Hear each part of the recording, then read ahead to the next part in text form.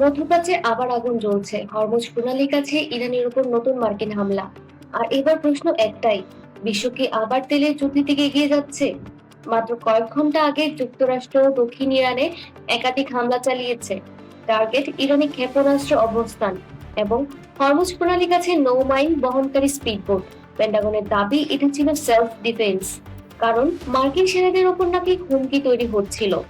বিশ্বের প্রায় 20% তেল যায় এই হরমুজ প্রণালী দিয়ে। একদিকে ইরান, অন্যদিকে আরব উপসাগর। মাত্র কয়েক কিলোমিটার এই জলপথ বন্ধ হয়ে গেলে বিশ্ব অর্থনীতি কেঁপে উঠতে পারে। একটি হামলাই তেলের দাম বাড়িয়ে দিতে পারে রাতারাতি। যুক্তরাষ্ট্র বলছে ইরানে কিছু নৌকা সমুদ্রে মাইন বসানোর প্রস্তুতি নিচ্ছিল। যদি সেটা সত্যি হয় তাহলে পুরো আন্তর্জাতিক বাণিজ্য রুট ঝুঁকির মুখে পড়বে। আর এখানেই শুরু হচ্ছে সবচেয়ে বিপজ্জনক খেলা। কিন্তু বড় প্রশ্ন হলো, এই হামলার সময়টাই সবচেয়ে সন্দেহজনক। কারণ কাতারে দোহায় এখনো চলছে মার্কিন ইরান শান্তি আলোচনা।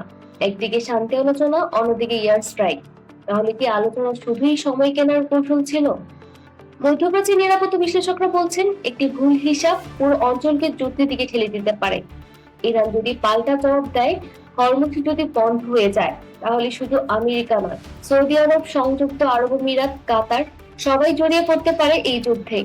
আর তখন বিশ্ব দেখবে নতুন তেল সংকট। বিশ্ববাজার ইতিমধ্যেই অস্থিতিশীল।